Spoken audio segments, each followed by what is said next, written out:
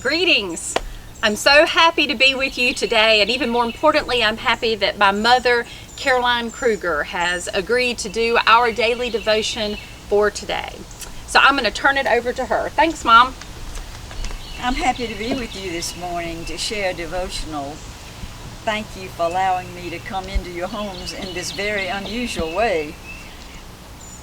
The way this devotional came about a week ago, my daughter-in-law Lee in Chattanooga asked requested church members in her devotional to send pictures of certain projects that they might have that would display or express their talent in showing God's love for us. And she mentioned a few things, and she said something about drawing or painting or sewing or even Lego blocks that children could do.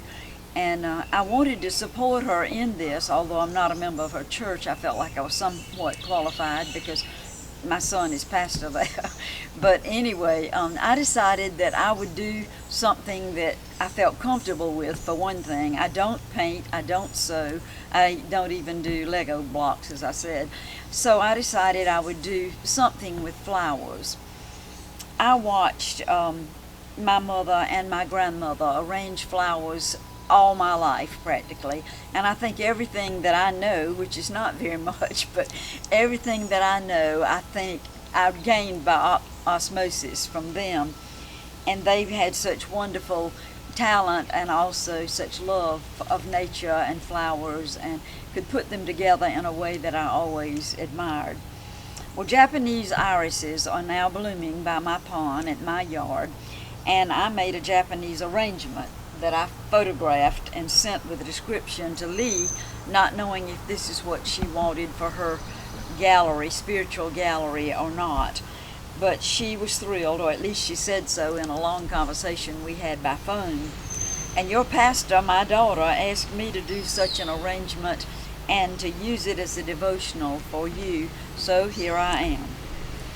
This is the way my mother explained the Japanese theory behind their arrangements. And I'm not sure that flower show judges would say that this is authentic or not, but it doesn't matter.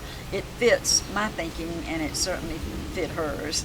So as my mother used to say, if you want to be a crank, you can be one. It's okay, so it doesn't matter. So I'm going to be a crank and say this is the interpretation for this Japanese arrangement. You'll notice this tall frond here. This represents God's looking down at us, our connection to God. And then the horizontal shows our relationship to each other. And the most important part about the whole arrangement, I think, is the focal point here in this 90, I think it's a 90-degree angle, should be. But anyway, that shows God's presence. And God pulls it all together. His presence to us and our presence to each other, and our helping out each other. And I thought this was, and this part, by the way, reminds me of the Sistine Chapel painting by Michelangelo, where he has God's hand reaching down and catching the hand of a human being. Such a beautiful painting, and it's kind of the same idea, I think. The horizontal, as I said, represents our relationship to each other.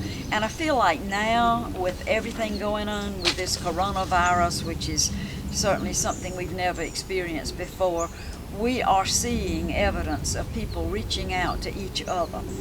We are certainly seeing the health givers, the grocers, the teachers, and I, of course, think of how we're caring for each other. But I also think of the small ways that we are blessed by others.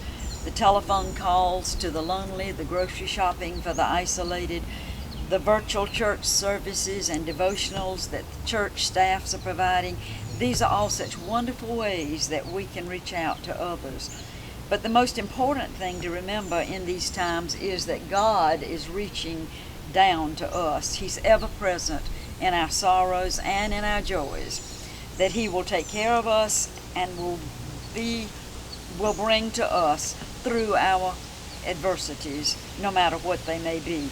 After all, didn't Jesus say, consider the lilies of the field, and how they grow. They toil not, neither do they spin. Yet I say unto you that even Solomon in all his glory was not arrayed like one of these. So God will take care of us. God bless you, everyone.